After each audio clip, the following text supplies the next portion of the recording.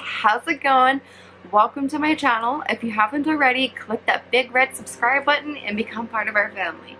So today I actually wanted to redo one of my videos about being 13 and pregnant. The last video I did, I was really nervous to do it. It was one of the first videos I did, and every like second word it was I was going and it was just annoying. Like, I look back at it, I'm like, that's so cheesy. And plus I was kind of like all over the place. So hopefully this one's better and you guys get a bit of a better understanding of what it was like and how yada yada, how I got pregnant at 13 and all that fun stuff. So this was a while back, so bear with me. I'm almost 25 now, so I'm gonna try to remember all the details, but I'm just gonna try my best. I met a guy through a mutual friend when I was in foster care, and he was a few years older than me. I don't quite remember. I think he was like 16 or 17 or something like that, and I was 13. We started, you know, hanging out a lot more.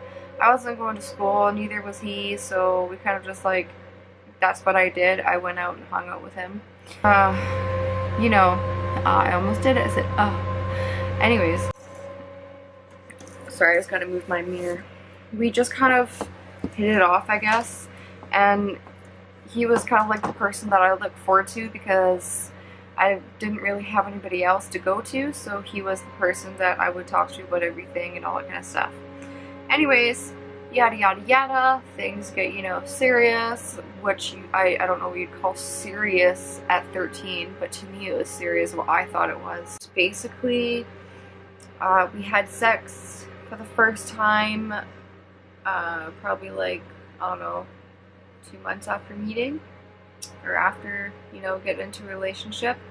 And it sounds really bad, but my first time with him was behind a Cineplex. Same. Yeah, some of you guys are probably like, what the hell is this girl doing? But it happened, so don't judge me because it's the past. Things are way better now. I'm not like that anymore. But yes, we had sex behind a Cineplex, and I basically fell pregnant. So obviously not intentional, but I didn't know much about birth control or anything, and I was kind of like, obviously I took a sex ed in like grade 5 or 6 or whatever, but I wasn't really like cluing into what I needed to do. Like, that wasn't my thought process. I don't know how to explain it, but I just wasn't familiar with things. Anyways, I fell pregnant. I found out probably when I was like 5 weeks along. My symptoms were morning sickness, my boobs really hurt, I couldn't stand the smell of smoke or bacon, and I think that's it for the first symptoms, or the beginning of my symptoms. When I started taking prenatal pills, I couldn't take those either because they made me vomit, so I had to take another pill. I think it's a digestive pill, I don't know, something like that, in order to eat and take my prenatals, because obviously I needed them. My little Missy here is getting grumpy. One sec, guys. Okay. So, where was I?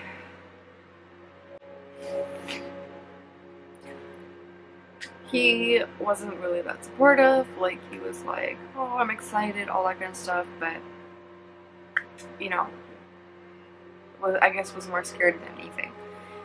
And basically,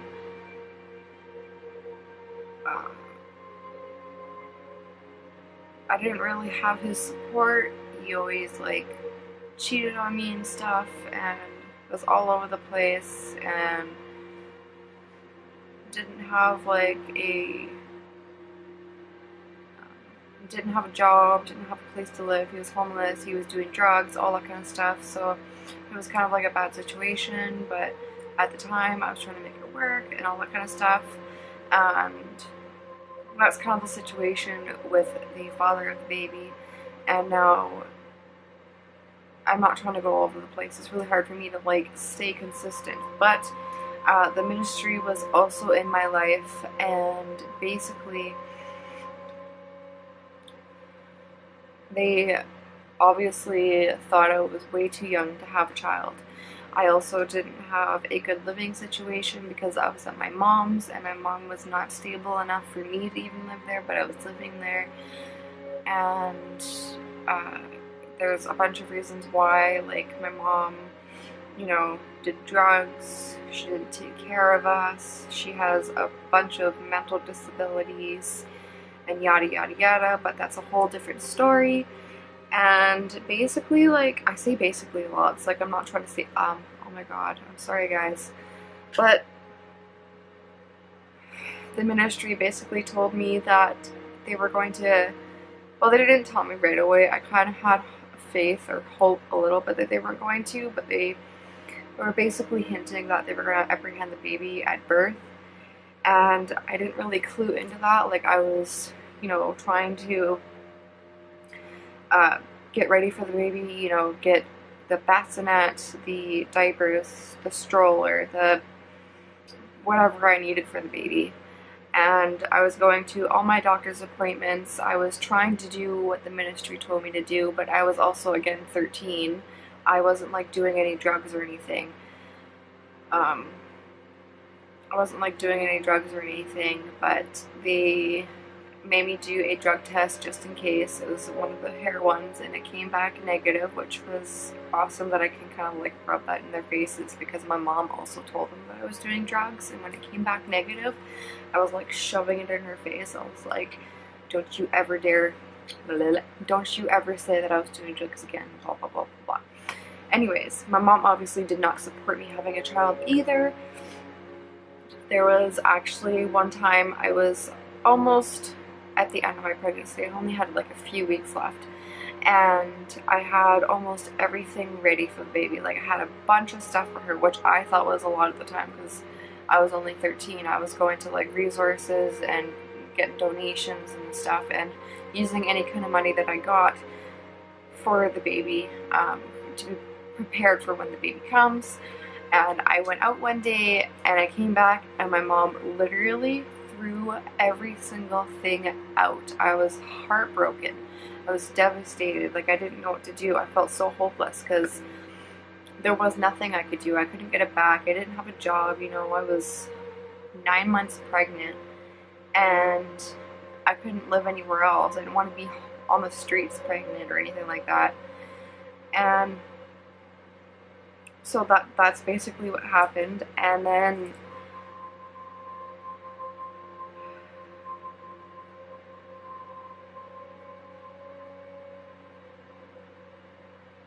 so that's basically what happened with that. And then when it came time to give birth, I started having contractions, I think, in the shower. And they weren't like strong ones, but I knew that I was going into labor, I guess. Like, I didn't really know, but I know something was off.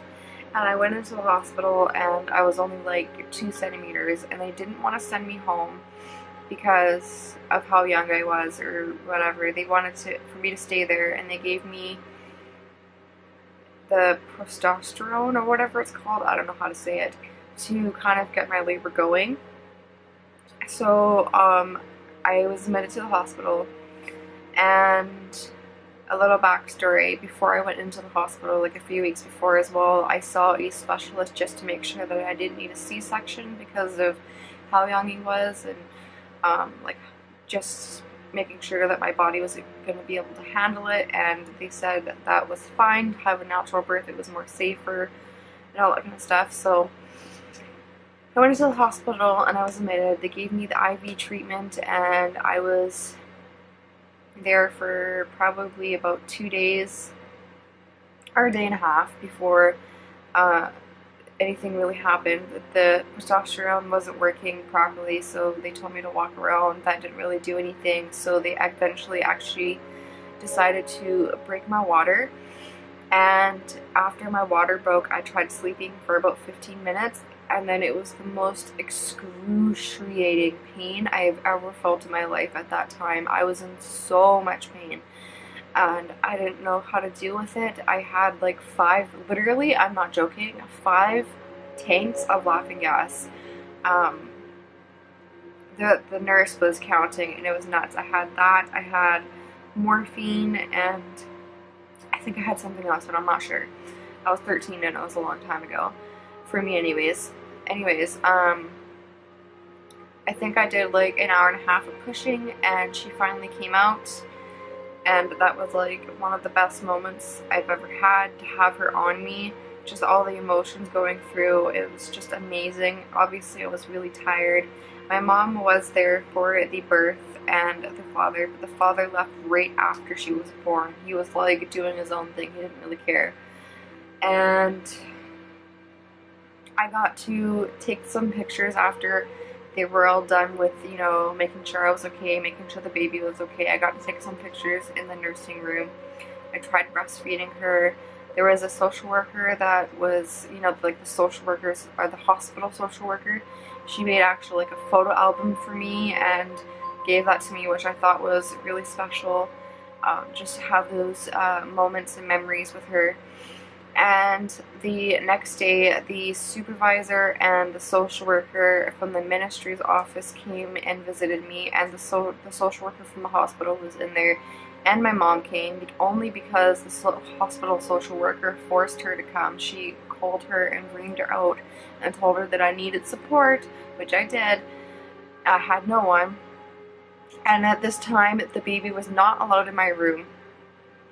The baby had to stay in the nursery room, and I actually had a security guard in front of my door just to make sure that I didn't try to run off or take off with the baby or something.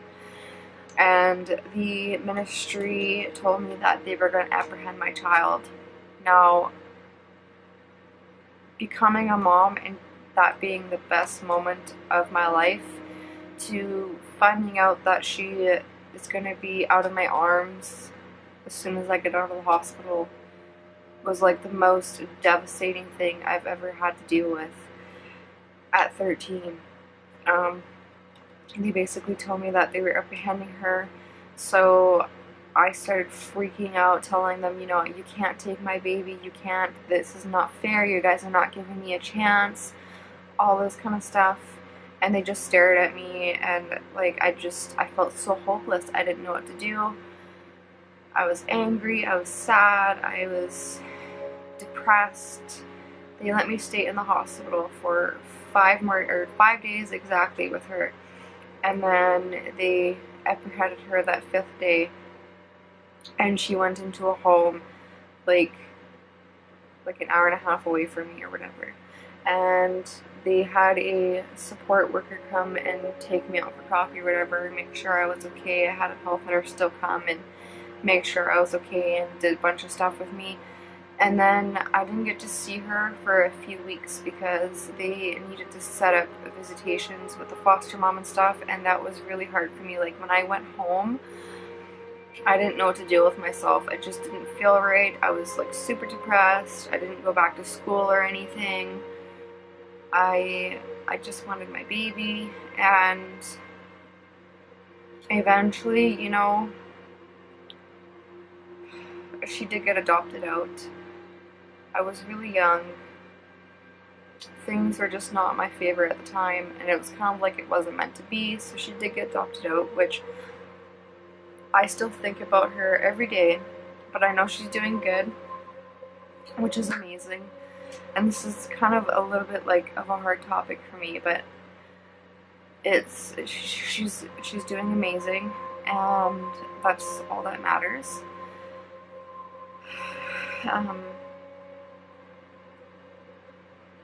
I just want to say that, you know, I love her very, very much,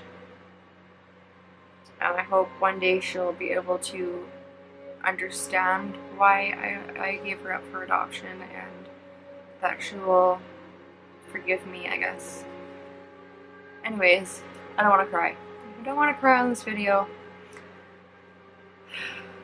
that's basically what happened with me being pregnant at 13. I hope that this is a better story for you guys for my last one. If you want to go watch my last one, I will link it right at the end of this video, so you can kind of compare the difference of how it was made. My last video was all over the place, like I said before.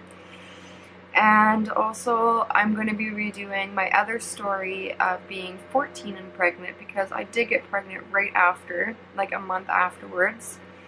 I'm not going to include that in this one though, so if you want to go watch that one as well, I will link that at the end of this video as well. But I will be redoing it just so that